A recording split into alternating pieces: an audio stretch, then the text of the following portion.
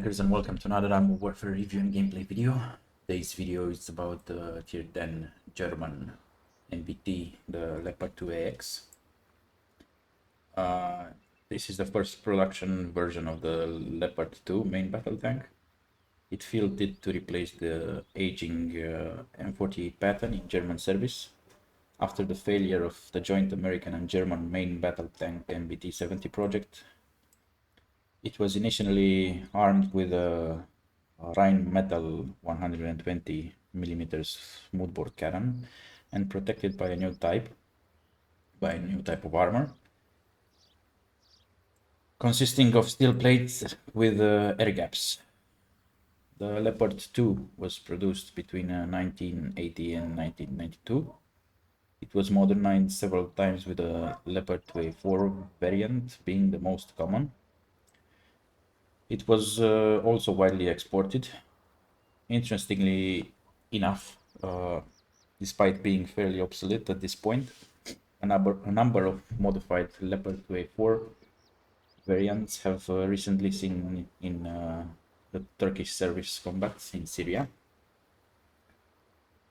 And the Leopard 2AX is just a hypothetical upgrade of the upgraded version of the Leopard 2A4 series, featuring a modified ES-Pass armor with it by it was originally developed for the 2A4 variant, and the recently unveiled Rheinmetall 130mm smoothbore gun, which, as you can see, is almost only the only upgrade from the preview Leopard upgrades. So yeah, in the game, its line is pretty straightforward. It's on the Sophie Field dealer, and the line is consisting only of the Leopard variants, starting from the M41, the Leopard 1, Tier 3, 1A5 with the Tier 5, 2AV, which is also quite good vehicle for its tier. Then it goes for the Leopard 2, which is actually the Leopard 2A4 variant, and then it starts with the derivations of the Leopards, like 2A5 on the tier 8 and 2A6 on the tier 9, and finally 2AX on the tier 10. Now the line itself, it's like pretty constant. Like, I mean, the gameplay doesn't vary that much, because what all these Leopards have in common from the tier 3 to tier 10 is like the armor is not that good. I mean, the armor is good, but the hull is very weak.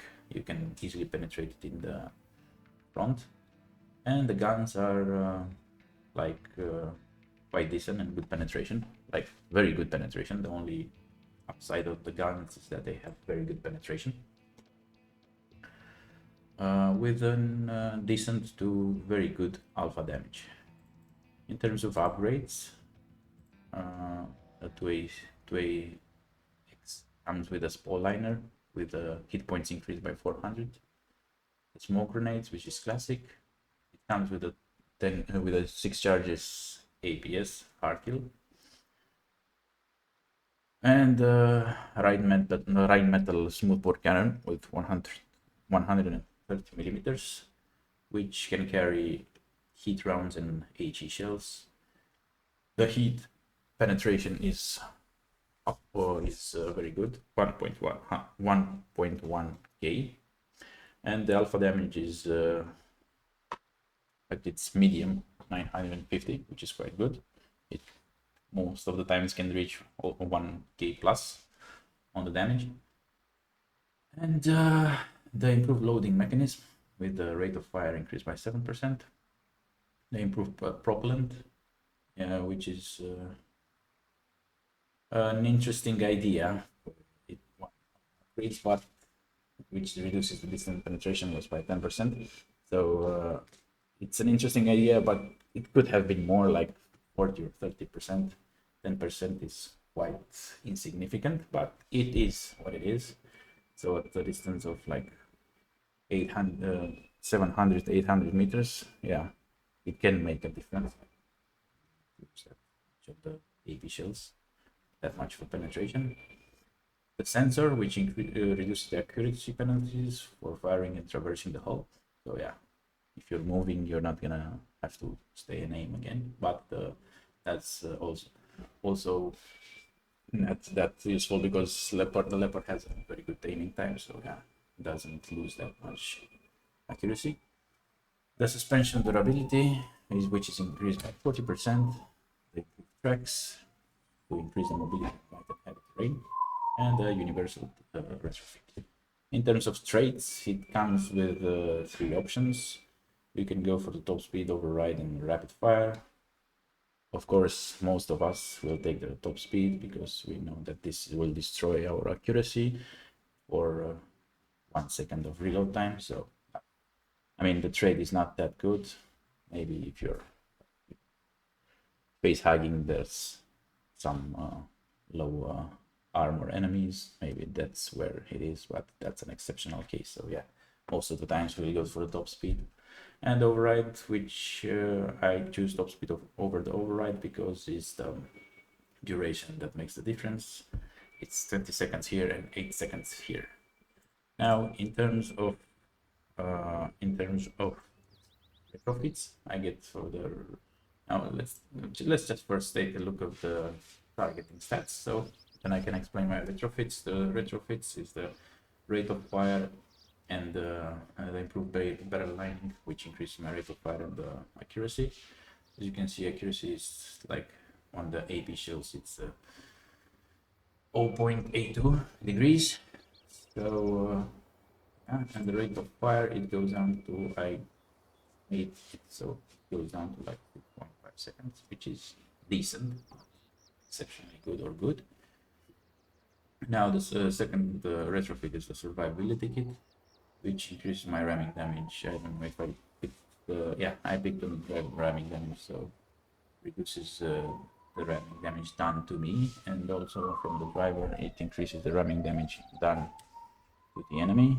So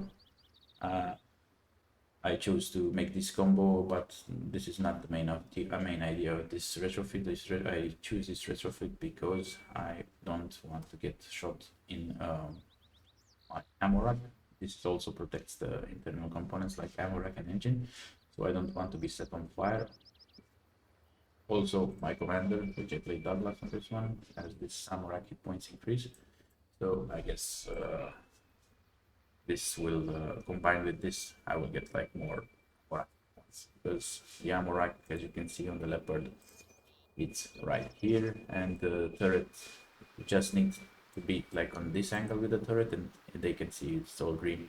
They will immediately jump to shoot your side turret and hit the ammo rack. So yeah, you will get a lot of ammo rack hits.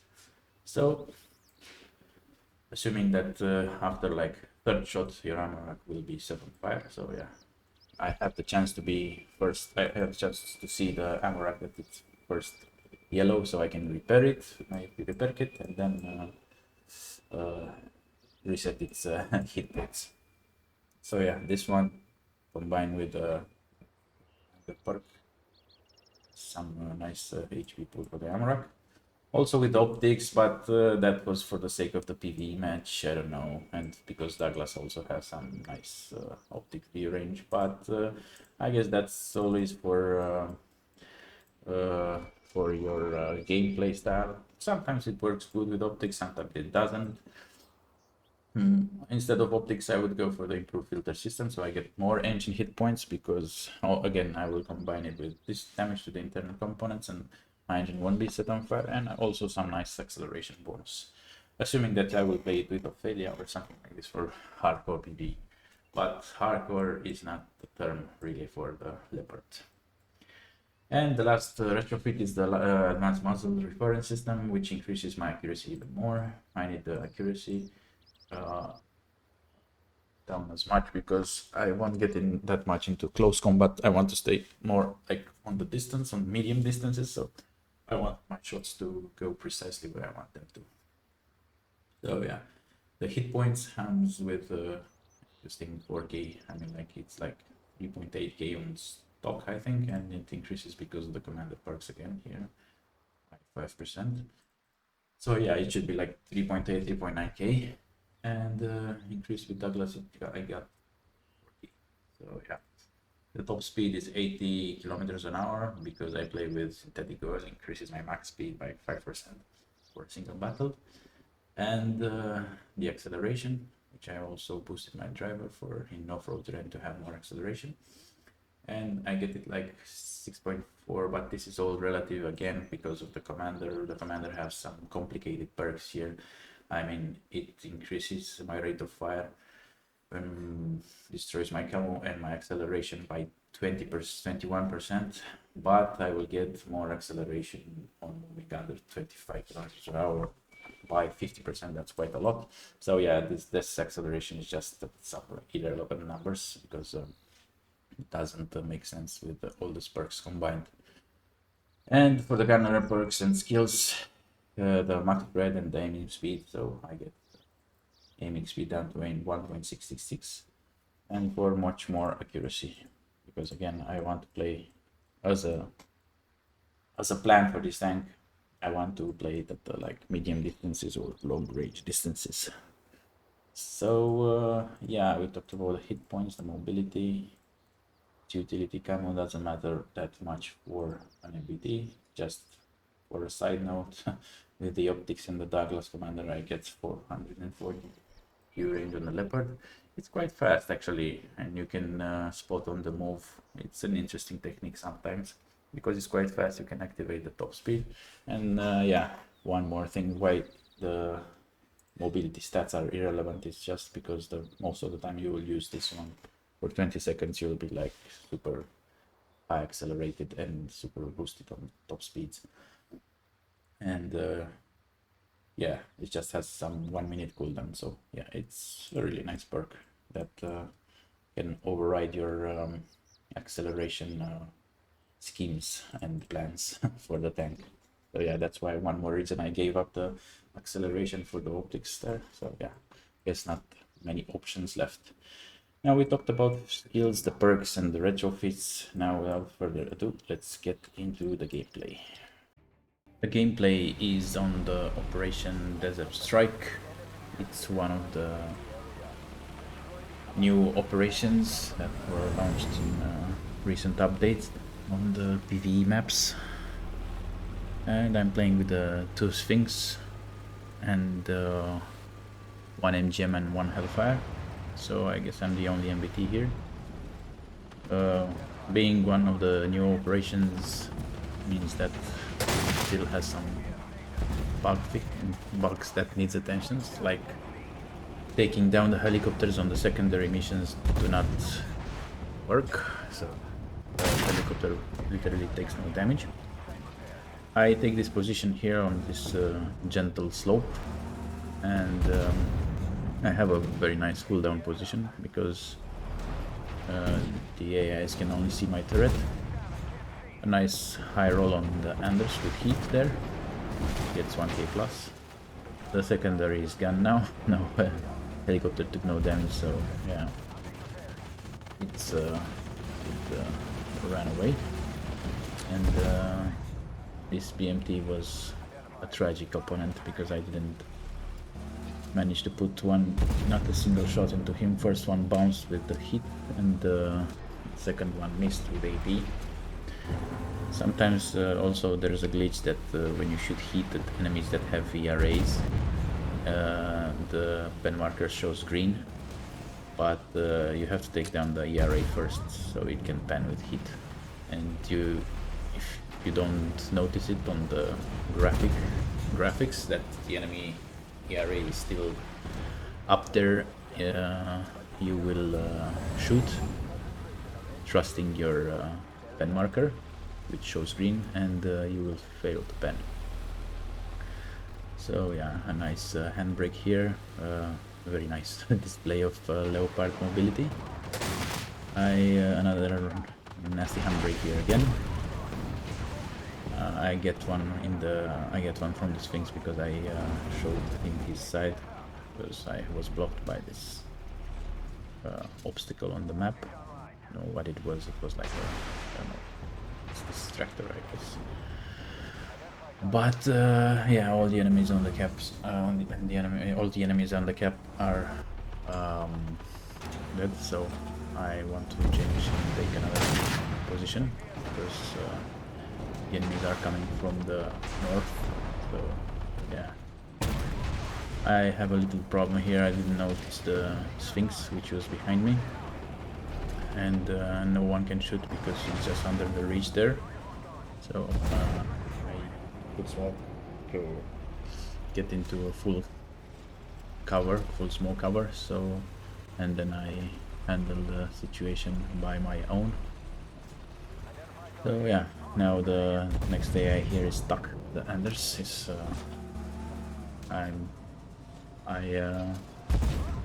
it's unfortunate that my heat ran out, so I could have finished him in like 2 shots, but then I just put on just 2 AP shots and let my teammates finish him off. I'm trying to get on the cap so I attract more AIs, more AI spawns. As soon as you trigger this cap, more AI will spawn. It's still like 30 seconds on the cap. We need more to make this faster. Everyone is here. MGM is reloading. And as soon as the cap is over, I will go to the G and F line, so I can no longer afford to stay into this open field on this airstrip. I guess this is like an airstrip, so I cannot afford to stay here because of my they can all see my pool, which is literally cheese for them, and I will be like a sneaky Leopard here and try to outflank the enemies. And on the way I noticed this inactive AIs. I guess they're not inactive, but like they are just sitting here with making no move. So that's good for me. I can shoot them through this I guess refinery, and they are not able to see me. Also, my hole is protected here because of this fences, and I slowly taking this Merkava down. Also cracked, so I'm sure that he doesn't run away. He has 2 more shots into him. Again, I miss having these heat shots now because I could have finishing faster and then go spot for those tank destroyers of mine, which are sniping from the back, and I will get all the spotting damage. But nevertheless, the lieutenant is here. Luckily for me, it's just a kill to 1, and I managed to pen him with the HE for a nice 1.2k. And the next 2 shots don't pen. First one with no pen. I guess it was more justifiable to not pen because it was like a tiny pixel shot underneath the turret that could have pen, so I get a bit greedy. But the second one was straight to his rear and should have pen, but I guess he turned just after the shot managed to land on him, because also I have to be careful that HE shots have very slow velocity, so you see the enemy in back. It would take like half of a split of a second more than AP to for the shell to land on him. So yeah, here I get the nice veer of the T-14 Armata, and I managed to take him out with AP because I don't want to waste my last HE shots. Maybe I can save it for some other situations, and I don't want to regret, just like I did on the Merkava. So yeah, and the AIs are stuck here, like stuffed, all of them, and I get all the spotting damage, which is nice, but I have a bit of a problem that the AI challenger decided to charge on me somehow. He wasn't like stupid like the rest of his AI teammates.